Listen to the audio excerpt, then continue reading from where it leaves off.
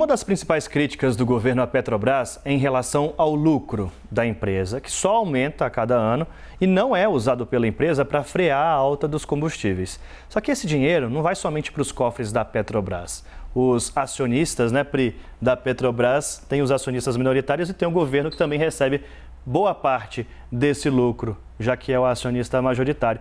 Pri, por que o governo não usa esses lucros para bancar os programas sociais, os benefícios, como os anunciados agora há pouco na PEC? Detalha pra gente.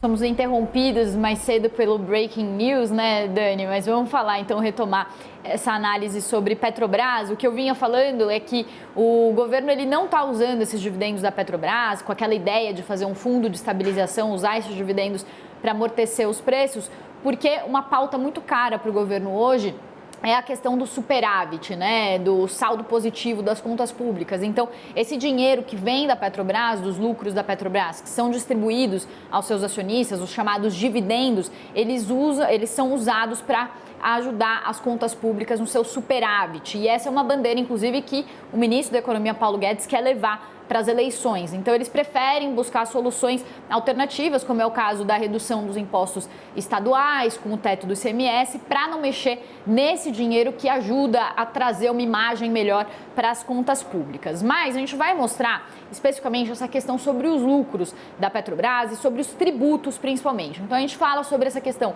de que a União é o principal acionista da Petrobras, então recebe uma boa parte dos seus dividendos, só nesse ano cerca de 32 bilhões de reais, mas tem uma outra parte importante que é o recolhimento de impostos. É isso que a gente vai mostrar aí numa tela. Esses resultados são apresentados pela própria Petrobras nos seus relatórios fiscais. E o que a gente vê ao longo dos últimos anos? Que aumentou bastante o recolhimento de tributos da Petrobras para a União. Então, houve uma alta aí de cerca de 125 bi para cerca de 203 bilhões em 2021. Tem esse dado de 2019 que ele descola um pouco e aí o recolhimento subiu muito, mas por causa de bônus de assinatura de leilões e concessões, com destaque para o leilão do excedente da cessão onerosa do Campo de Búzios, que representou sozinho 61 bilhões de reais, então trouxe uma arrecadação extra naquele ano, mas o que a gente vê é essa tendência de alta dos recolhimentos de tributos da Petrobras. 2020 caiu um pouco por causa da pandemia, que acabou jogando os preços dos combustíveis para baixo,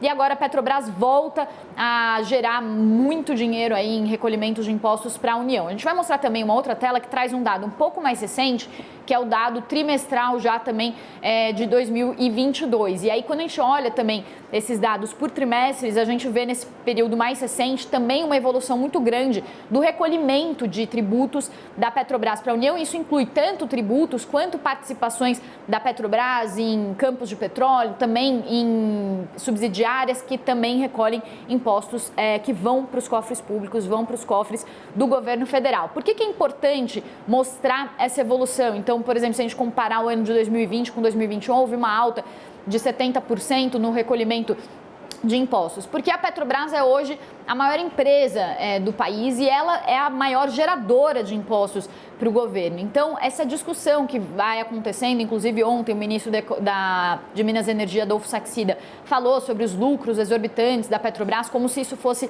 algo negativo, e não é. Então, o que os economistas dizem é que durante alguns anos a Petrobras estava sangrando por causa de corrupção, por causa da Operação Lava Jato, também por causa de má gestão, e o governo deveria estar comemorando que a Petrobras é hoje uma das empresas mais lucrativas e rentáveis do mundo no setor de petróleo, porque ele é o principal beneficiário desses impostos que são recolhidos, e a gente mostrou isso só recolhimento de impostos. Nesse ano, por exemplo, no primeiro trimestre foram quase 70 bilhões em recolhimento de impostos e ainda tem 32 bilhões que são os dividendos, que são os lucros que a Petrobras passa para o governo. Então, é muito dinheiro que vai para o cofre público e do cofre público, claro, é um dinheiro de todos nós brasileiros. Então, é por isso, essas falas que parecem muito simples, elas têm umas pegadinhas, Então, o lucro da Petrobras não é o problema. A questão é como que o governo administra as finanças públicas e o que faz com esse lucro que é recebido, e que é muito positivo porque poderia ser revertido para várias políticas sociais, inclusive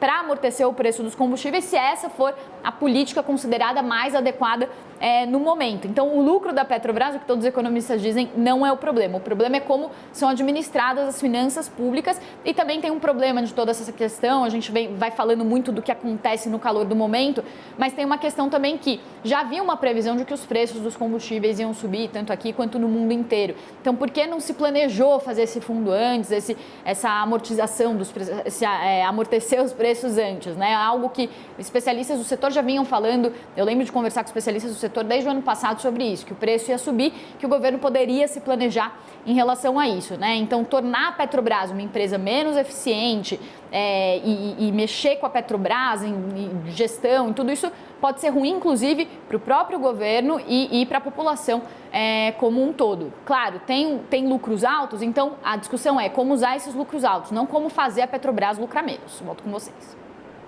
Boa, Pri, obrigada aí para dar todo esse panorama aí sobre os lucros da Petrobras, que muito se fala, né? E aí a gente pouco sabe o que de fato tem impactado na nossa vida. Obrigada.